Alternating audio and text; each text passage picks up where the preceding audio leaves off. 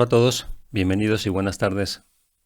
Vamos a estudiar hoy el subcapítulo 4 del capítulo 9, el plan de perdón del Espíritu Santo. Comenzamos.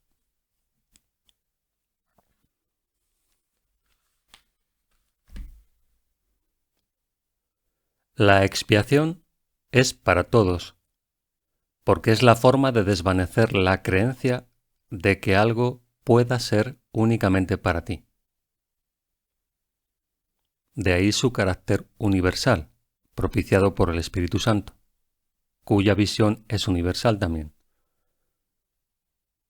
Mira, entonces, más allá del error, y no dejes que tu percepción se fije en él, pues de lo contrario creerás lo que tu percepción te muestre. Esto lo explicamos, si recordáis, el otro día. Decíamos que la mala interpretación de este tipo de frases es lo que da lugar después al bypass espiritual o al autoengaño, que es lo mismo. Vamos a repetirla.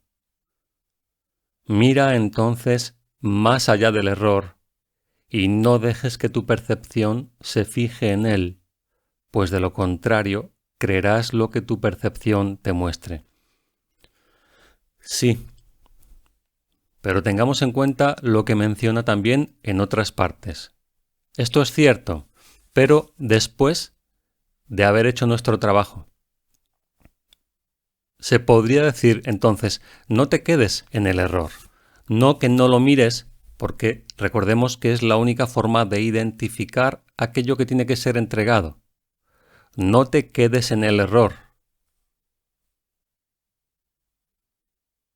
Por eso dice, mira entonces más allá del error y no dejes que tu percepción se fije en él, pues de lo contrario creerás lo que tu percepción te muestre. Vamos a ver qué dice en otro capítulo más adelante, para poder entender esto correctamente.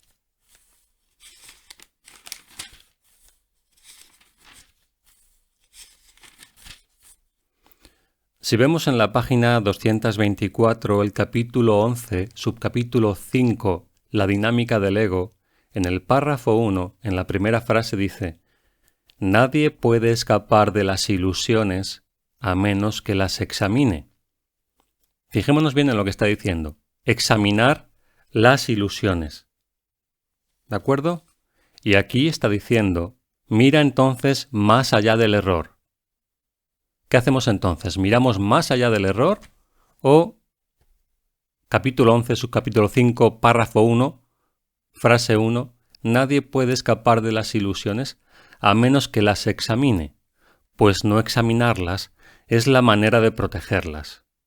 Entendamos que, como dice el curso, quienes busquen controversia en el curso la encontrarán, como aquí. También veamos un poco más adelante algo que hemos visto ya también en otra ocasión, en la página 319, lo vimos hace poco, capítulo 14, subcapítulo 7, párrafo 6. El Espíritu Santo solo te pide esto, que lleves ante Él todos los secretos que le hayas ocultado. ¿Recordáis esta parte, verdad? Ábrele todas las puertas y pídele que entre en la oscuridad y la desvanezca con su luz. Si le invitas, Él entrará gustosamente, y llevará la luz a la oscuridad si le franqueas la entrada a ella. Pero Él no puede ver lo que mantienes oculto. ¿Qué es lo que mantienes oculto? Todo error, toda ilusión. Él ve por ti, pero a menos que tú mires con Él, Él no puede ver. La visión de Cristo no es solo para Él, sino para ti y para Él. Llévale, por lo tanto, todos tus pensamientos tenebrosos y secretos. ¿De qué estamos hablando? De errores y de ilusiones. Recordemos, de nuevo, que dice el capítulo 9, subcapítulo 4, en la frase 3, mira entonces más allá del error. Mira entonces más allá del error, y aquí, llévale, por lo tanto, todos tus pensamientos tenebrosos y secretos y contémplalos con él. ¿Qué hacemos entonces? ¿Los miramos o no los miramos? Vamos a la lección 333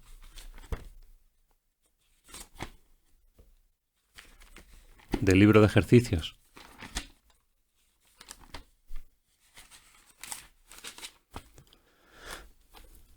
que dice: el perdón pone fin al sueño de conflicto. El conflicto debe ser resuelto.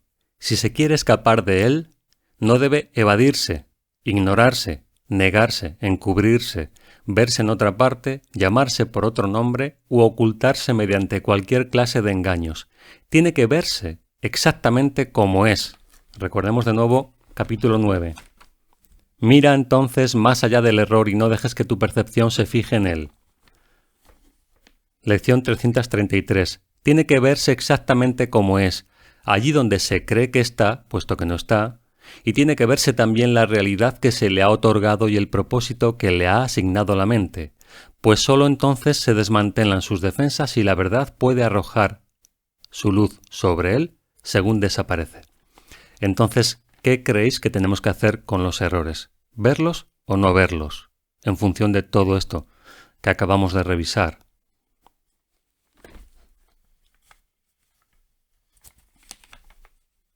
Recordemos el capítulo 11, la dinámica del ego. Nadie puede escapar de las ilusiones a menos que las examine. Está bastante claro. Está bastante claro. Necesitamos ver e identificar el error.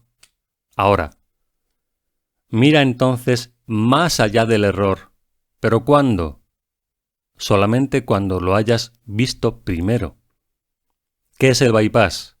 El bypass es mirar más allá del error cuando todavía no se ha identificado con claridad. Eso es el bypass espiritual, el autoengaño. No somos un cuerpo, todo es un sueño, todo es una ilusión, pero es solamente algo intelectual. Realmente no comprendo lo que estoy diciendo.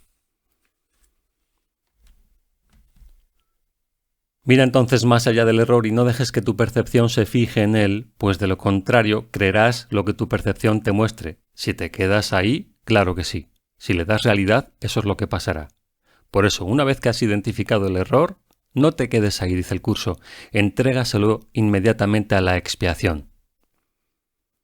Pero vemos que el curso se puede utilizar muy fácilmente para este tipo de autoengaños y de hecho muchos estudiantes lo usan así. Por eso es una alerta constante, porque ya hemos visto, ¿verdad?, algunos casos en los que es más cómodo refugiarse en ese aspecto de la mente en el que parecemos escondernos, parapetándonos tras conceptos espirituales del curso, precisamente para no ver aquello a lo que le hemos dado valor y que nos duele. Acepta como verdadero solo lo que tu hermano es si quieres conocerte a ti mismo. Percibe lo que él no es y no podrás saber lo que eres porque lo estarás viendo falsamente. Recuerda siempre que tu identidad es una identidad compartida y que en eso reside su realidad. Tienes un papel que desempeñar en la expiación, pero el plan de la expiación en sí está más allá de ti. El plan ha sido configurado desde más allá del personaje. Como decíamos el otro día, el diseño procede de tu verdadero ser. Eso está más allá de tu personaje. Por eso dice que el plan de la expiación en sí está más allá de ti, tal como te percibes a ti mismo, no como lo que realmente eres. No sabes cómo pasar por alto los errores, pues de lo contrario no los cometerías. Creer que no los cometes o que los puedes corregir sin un guía, el Espíritu Santo, cuyo propósito es corregirlos, no sería más que otro error. Y si no sigues a ese guía, tus errores no podrán ser corregidos. El plan no lo elaboraste tú debido a las limitadas ideas que tienes acerca de lo que eres. Por lo tanto, no te corresponde a ti la corrección. Sí te corresponde la identificación. Una vez que has llevado a cabo esa identificación, la corrección ya es cosa del Espíritu Santo.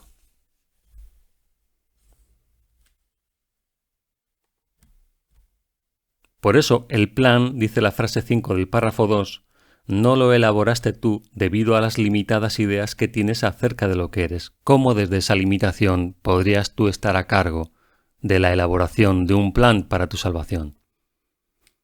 No proviene de ahí, no proviene del personaje, evidentemente. Por eso no puedes estar a cargo de la corrección de tus propios errores.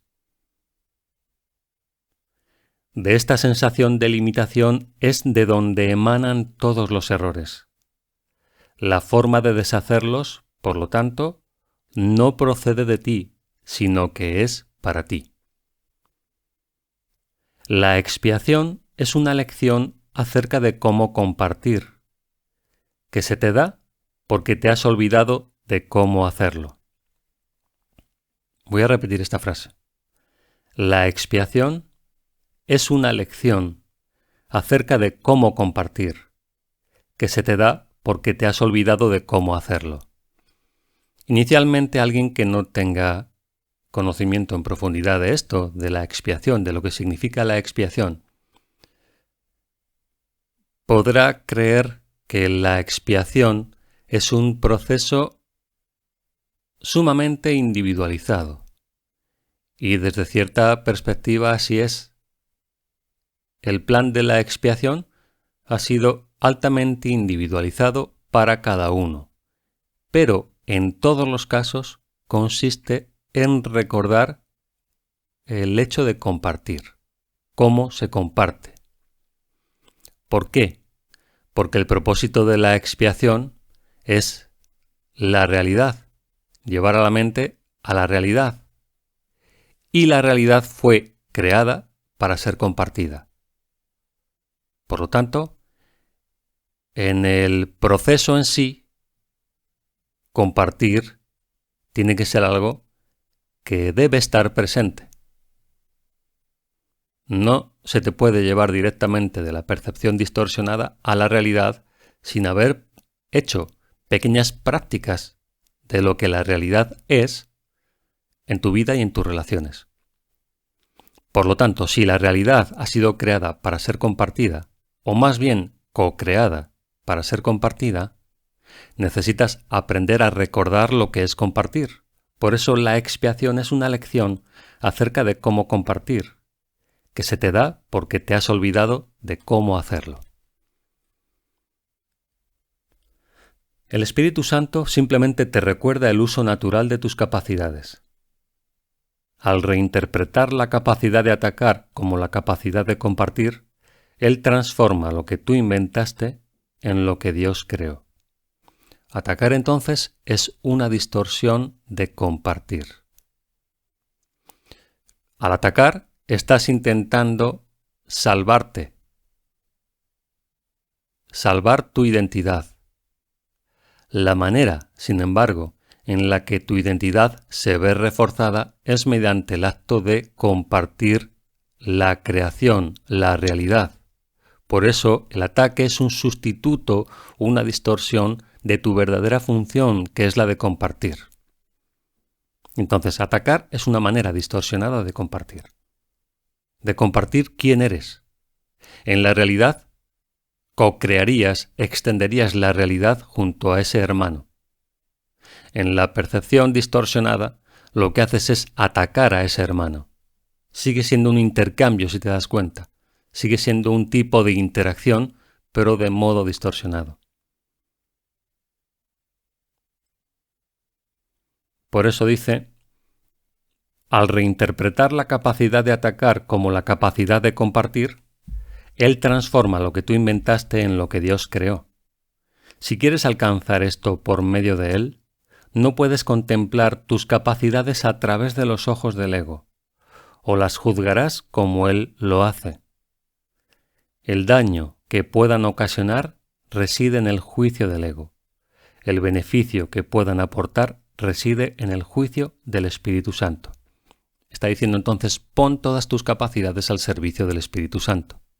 No las interpretes desde el ego, porque entonces vas a seguir enredado ahí en ese tipo de interpretación equivocada. El ego tiene también un plan de perdón porque estás pidiendo uno, aunque no al maestro adecuado. El plan del ego, por supuesto, no tiene sentido y nunca será viable. Al seguir su plan, te pondrás simplemente en una situación imposible, que es a donde el ego siempre te conduce. El plan del ego consiste en que primero veas el error claramente. ¿Vemos de nuevo? El plan del ego consiste en que primero veas el error claramente y en que luego lo pases por alto. Fijémonos en esto. Vamos a repetirlo. El plan del ego consiste en que primero veas el error claramente y en que luego lo pases por alto. Cuando está haciendo alusión a ver el error claramente, es importante comprender a qué se está refiriendo, para no confundirlo con lo que hemos comentado al principio de este subcapítulo.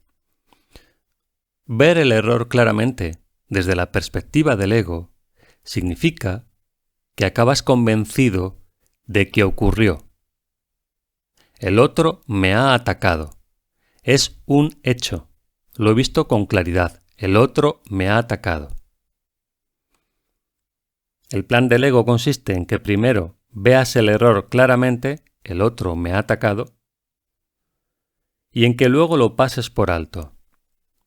Eso no funciona. ¿Cómo va a ser posible que pases por alto algo a lo que has conferido realidad? ¿Qué es, en realidad, ver el error claramente? Ver el error claramente en esa situación es que tú has elegido interpretar la situación desde la perspectiva del ataque para justificar tu victimismo o tu defensa. Eso es ver el error claramente. ¿Vemos la diferencia? No es el otro me ha atacado. Eso es lo que veo con claridad. El otro puede haberte insultado, incluso puede haberte golpeado o hasta crucificado, como ya conocemos el ejemplo de Jesús. Eso no justifica que tú creas que el ataque es posible. Lo único que está habiendo ahí es una petición de amor. No un ataque real. No hay ataques reales. Es un oxímoron. Entonces, ver el error realmente significa asumir completamente la responsabilidad de mi interpretación. Entonces, necesariamente el otro tiene que estar fuera de esa responsabilidad. Si no, es una trampa. Por eso dice, el plan del ego, no el del Espíritu Santo, el plan del ego consiste en que primero veas el error claramente, como si fuera real, y en que luego lo pases por alto, lo cual es imposible, porque si para ti es real el error, es imposible que lo puedas pasar por alto a partir de ahí. La mente no funciona así. Todo aquello a lo que tú le das realidad permanece contigo porque lo valoras. Es muy importante ver esto, por lo tanto también es importante comprender a cuántas cosas hemos dado realidad, que no la tienen y siguen ahí en nuestro sistema de pensamiento, condicionándonos. Mas, ¿cómo ibas a poder pasar por alto aquello a lo que has otorgado realidad? Al verlo claramente, le has otorgado realidad y no lo puedes pasar por alto. En este punto es donde el ego se ve forzado a recurrir a misterios, insistiendo en que para salvarte tienes que aceptar lo que no tiene sentido. Es ahí donde el perdón se vuelve completamente imposible. ¿Lo vemos? Podemos interpretar que Jesús fue alguien extraordinario porque fue capaz de perdonar un ataque. No se trata de eso. Jesús no perdonó ningún ataque. Perdonar significa comprender que no hay ningún ataque. Cuando se comprende eso, no hay nada que no se pueda perdonar.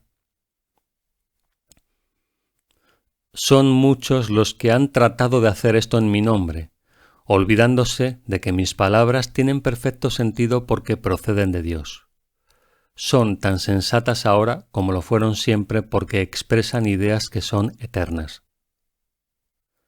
El perdón que se aprende de mí no se vale del miedo para deshacer el miedo, ni tampoco otorga realidad a lo que es irreal para más tarde destruirlo. Perdonar a través del Espíritu Santo consiste simplemente en mirar más allá del error desde un principio, haciendo que, de esta manera, nunca sea real para ti. No dejes que ninguna creencia que afirme que el error es real se infiltre en tu mente. O creerás también que para poder ser perdonado tienes que deshacer lo que tú mismo has hecho. Esto es fundamental de una enorme profundidad. Vamos a repetirlo. Desde arriba. El perdón que se aprende de mí no se vale del miedo para deshacer el miedo, ni tampoco otorga realidad a lo que es irreal para más tarde destruirlo, que es lo que ha definido en el párrafo anterior como ver claramente el error desde el punto de vista del ego, para luego intentar pasarlo por alto. No se puede pasar por alto lo que consideras real. Perdonar a través del Espíritu Santo consiste simplemente en mirar más allá del error desde un principio, haciendo que, de esta manera, nunca sea real para ti. No dejes que ninguna creencia que afirme que el error es real se infiltre en tu mente.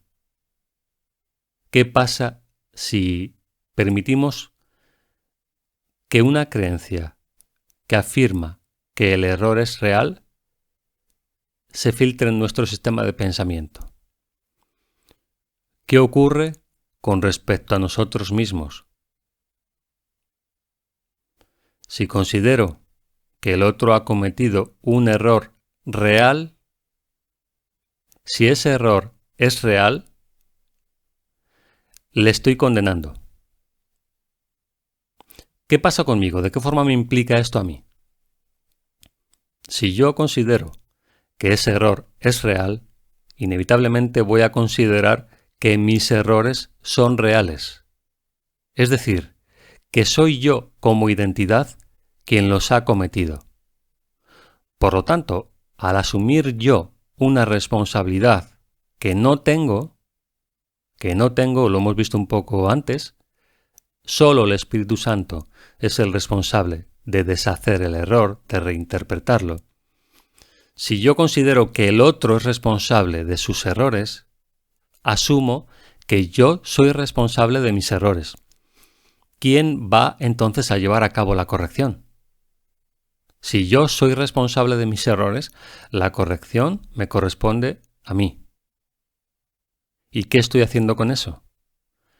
Privar al Espíritu Santo de su función. Mi función es identificar el error, verlo como hemos visto, pero para poder ser entregado al Espíritu. Para eso necesito identificar el error. Entonces, si yo considero que el otro comete errores reales, me estoy condenando a mí mismo a que mis errores no puedan ser deshechos. Porque inevitablemente, la forma en la que vea los errores del otro va a ser la forma en la que empiece a gestionar mis propios errores. Es decir, asumiendo una responsabilidad que no me corresponde.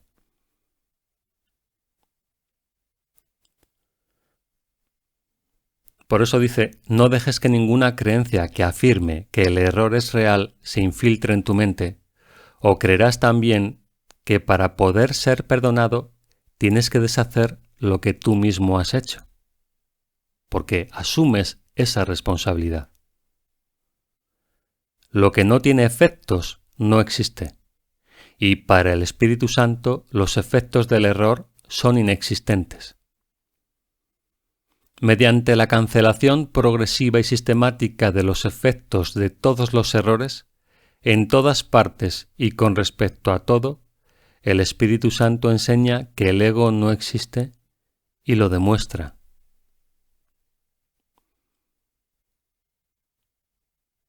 Fijémonos bien en esto y también cuidado con malinterpretarlo, porque podemos caer en el mismo error que comentábamos al principio.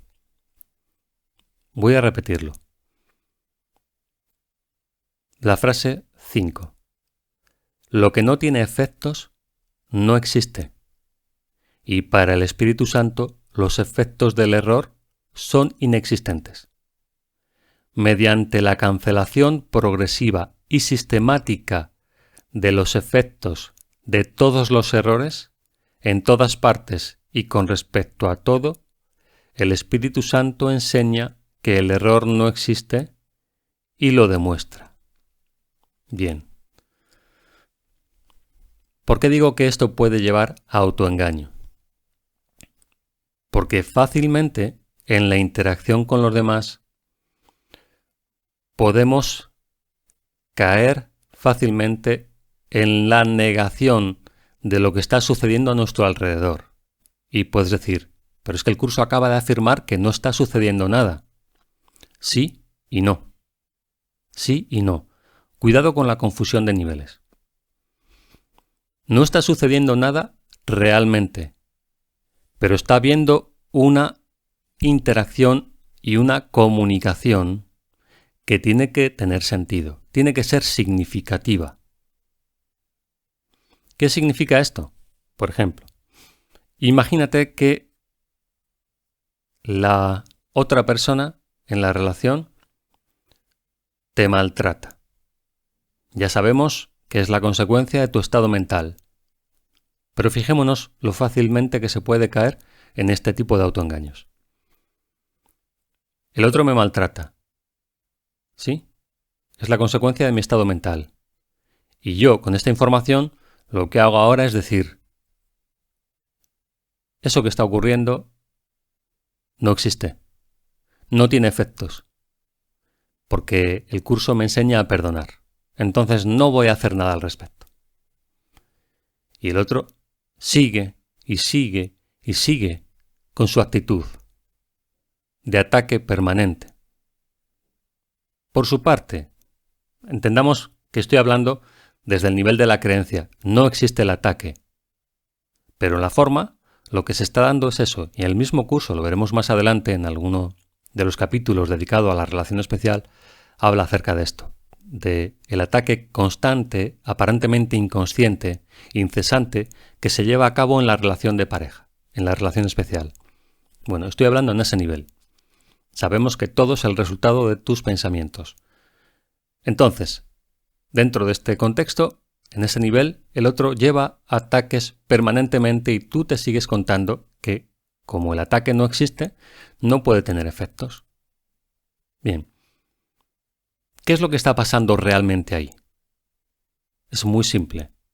Tú te estás autocastigando a través del otro y justificándolo con argumentos espirituales. Punto. No le demos más vueltas a eso. ¿Qué dicen los hechos? Es muy claro. Si tú hubieras perdonado, ese no sería el escenario. Entonces fijémonos qué fácilmente utilizamos o podemos utilizar la enseñanza del curso para caer en ese tipo de autoengaños.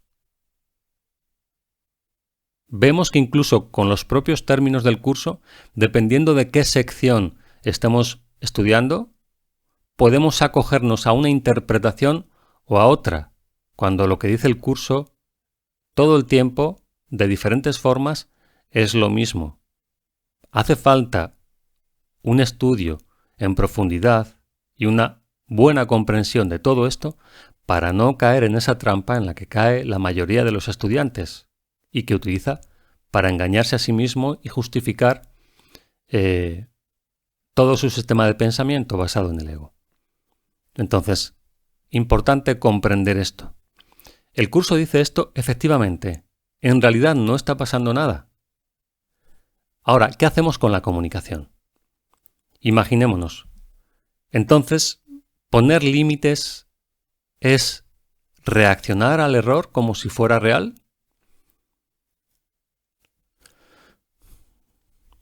Esta es una cuestión fundamental que conviene tener muy en cuenta. ¿Qué es lo importante? El mismo curso, vamos a verlo brevemente aquí en una de las lecciones. Dejadme que la busque porque nos va a servir como ejemplo. Quiero que lo veamos literalmente. Nos va a servir como ejemplo para representar esto que estamos viendo.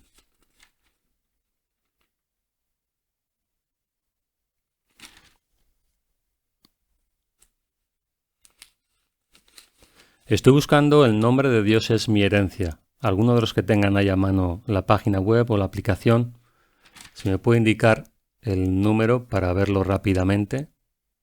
El nombre de Dios es mi herencia.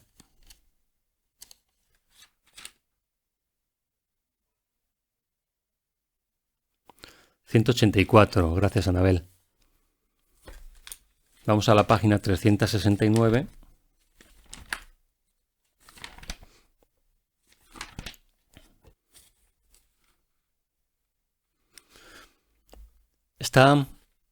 Vamos a ver algunas partes nada más de esta lección.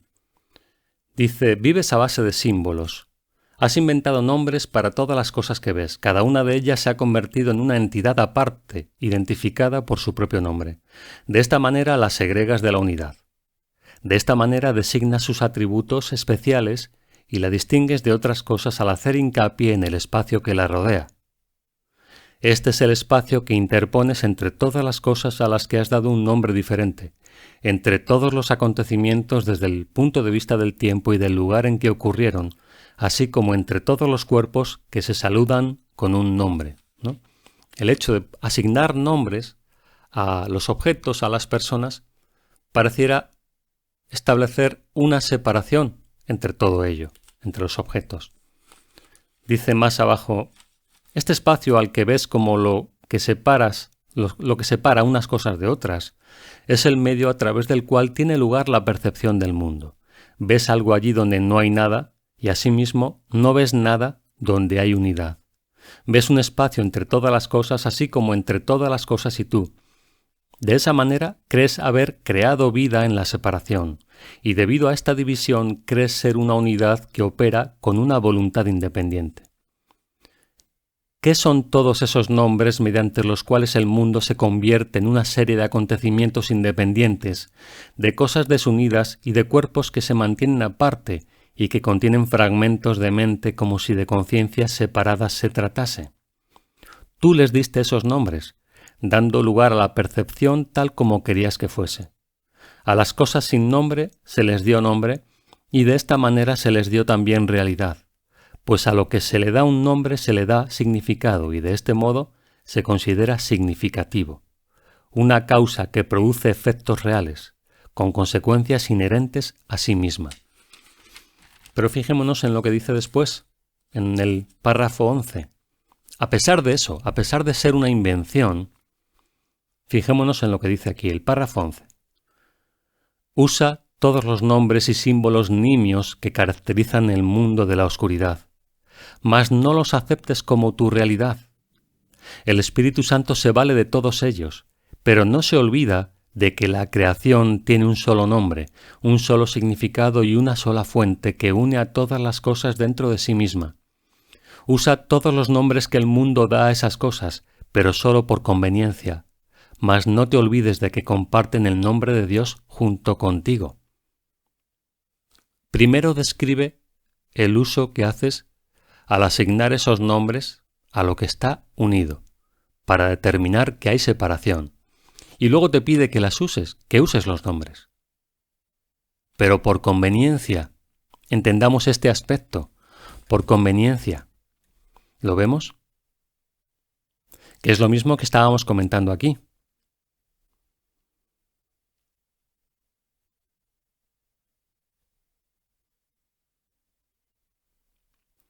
Cuando hablábamos acerca de cómo manejar esto en las relaciones. Nosotros sabemos que el ataque no tiene efectos. Bien, de acuerdo. Lo sabemos. Ahora, ¿cómo interactuamos con aquellos que todavía creen que el ataque es real? ¿Qué podría pensar, por ejemplo, este maltratador del que he hablado antes en este ejemplo? Esta persona que maltrata a este estudiante del curso, que se deja maltratar porque considera que el ataque no es real y que no puede tener efectos. Sin embargo, el ataque continúa en ese nivel de experiencia. ¿Qué está haciendo este estudiante con esta persona que cree que el ataque es real?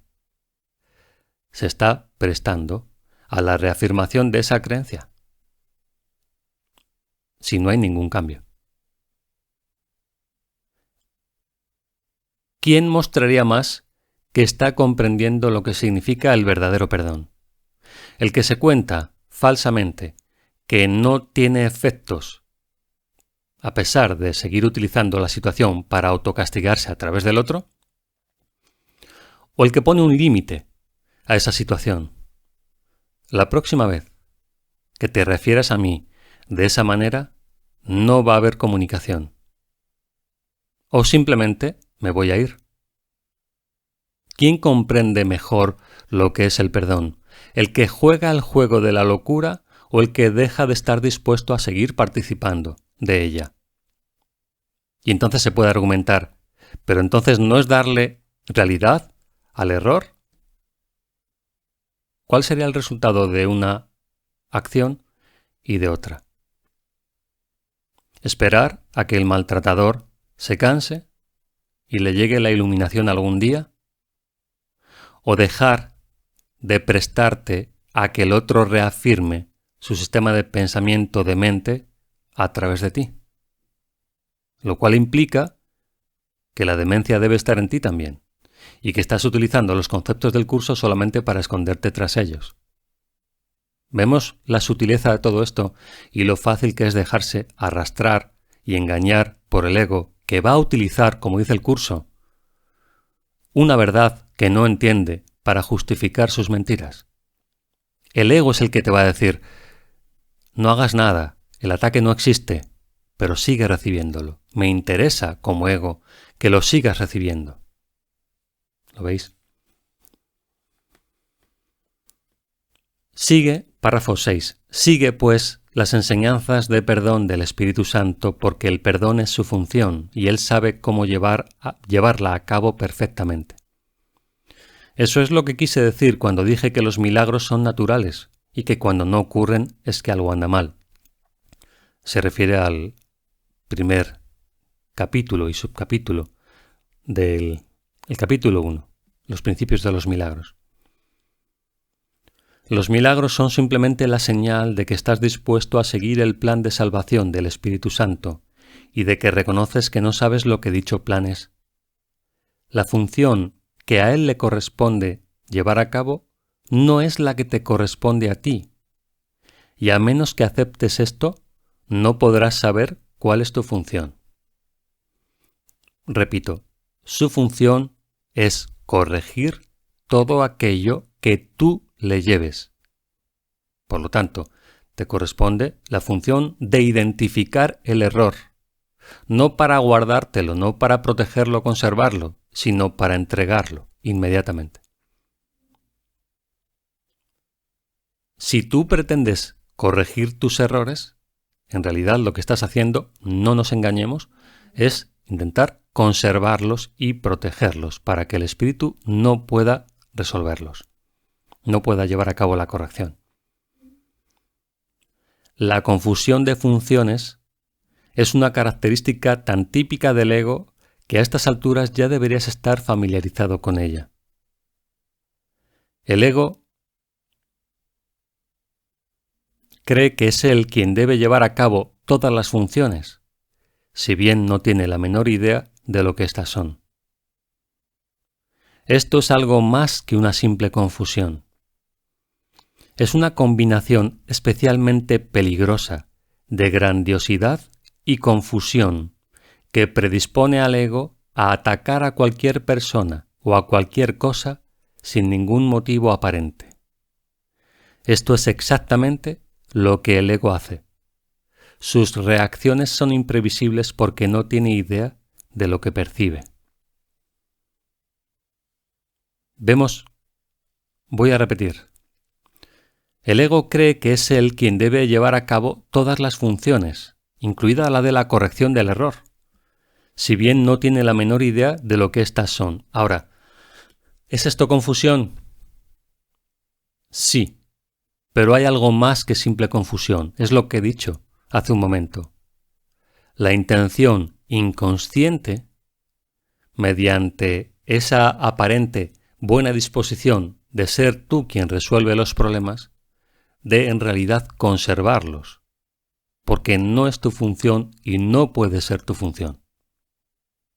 Entonces, cuando te pones a ti mismo a cargo de la corrección de los errores, está claro que lo que quieres hacer en secreto es conservarlos, porque esa no es tu función.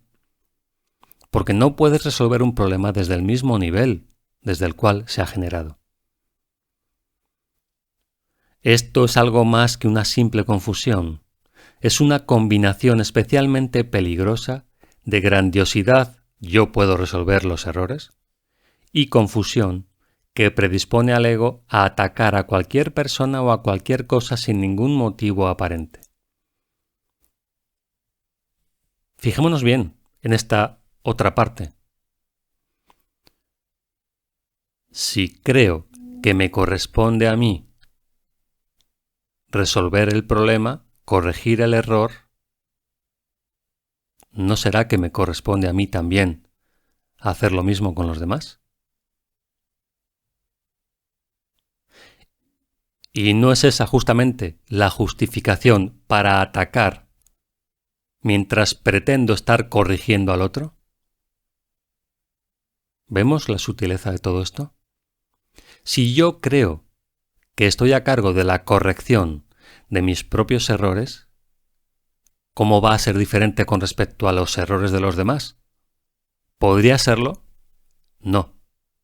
¿Qué es entonces lo que pretendo hacer en secreto con, según yo, corregir mis propios errores? Conservarlos. ¿Qué es lo que hago en secreto cuando pretendo corregir los errores de los demás? Conservarlos para seguir justificando mi ataque hacia los demás. Esto es exactamente lo que el ego hace. Sus reacciones son imprevisibles porque no tiene idea de lo que percibe. Si no tienes idea de lo que está ocurriendo, ¿cómo puedes esperar reaccionar debidamente? Podrías preguntarte, independientemente de cómo expliques la reacción, si el carácter imprevisible del ego justifica que le des un puesto de confianza como guía tuyo. Déjame repetir que las cualificaciones del ego como guía son notoriamente deficientes y que elegirle como tu maestro de salvación es una pésima elección. El que elige un guía completamente demente no puede por menos que ser completamente demente él mismo. No es cierto tampoco que no te des cuenta de que este guía es demente. Te das cuenta de ello porque yo me doy cuenta, y tú lo juzgas siguiendo el mismo criterio que sigo yo. Entonces, no está tan lejos de tu conciencia como puedes pensar. Es más bien que al no estar dispuesto todavía a soltar tus errores, porque los quieres conservar, te va bien interpretarlo de esta forma, siendo honestos. El ego vive literalmente de tiempo prestado, y sus días están contados. No tengas miedo del juicio final, sino que, por el contrario, dale la bienvenida sin más demora, pues el tiempo de que el ego dispone lo toma prestado de tu eternidad. Este es el segundo advenimiento, el cual se concibió para ti de la misma manera en que el primero fue creado. El segundo advenimiento es simplemente el retorno de la cordura. ¿Cómo iba a ser esto temible? El primer advenimiento es tu creación. Fuiste creado en el primer advenimiento y tomas conciencia de lo que eres en el segundo advenimiento. ¿Qué podría ser temible sino las fantasías? ¿Y quién recurre a fantasías a menos que haya perdido toda esperanza de poder encontrar satisfacción en la realidad? Es indudable, no obstante, que jamás encontrarás satisfacción en fantasías, de manera que tu única esperanza es cambiar de parecer con respecto a la realidad. Únicamente si tu decisión de que la realidad es temible es errónea, puede Dios estar en lo cierto. Y yo te aseguro que Dios está en lo cierto. Alégrate, pues, de haber estado equivocado, mas ello solo se debió a que no sabías quién eras. De haberlo sabido no te habrías podido equivocar, de la misma manera en que Dios no puede equivocarse. Lo imposible solo puede tener lugar en fantasías. Cuando buscas la realidad en fantasías no la puedes encontrar. Los símbolos de las fantasías pertenecen al ámbito del ego, y de estos puedes encontrar una infinidad. Mas no busques significado en ellos. Están tan desprovistos de significado como las fantasías en las que van entretejidos. Los cuentos de hadas pueden ser placenteros o atemorizantes, pero nadie cree que sean verdad. Tal vez los niños crean en ellos, y así, por algún tiempo, son verdad para ellos. Mas cuando la realidad alborea, las fantasías desaparecen. En el ínterin, no obstante, la realidad no había desaparecido. El segundo advenimiento es la conciencia de la realidad, no su retorno. Es decir, independientemente de tu olvido, nunca dejaste en ningún momento de ser quien eres. Ahora, en el segundo advenimiento, que está llegando, tomas conciencia de lo que has sido en todo momento. Criatura de Dios, mira, la realidad está aquí. Te pertenece a ti, a mí y a Dios. Nos satisface completamente a todos. Ser consciente de esto es lo único que sana porque es la conciencia de la verdad.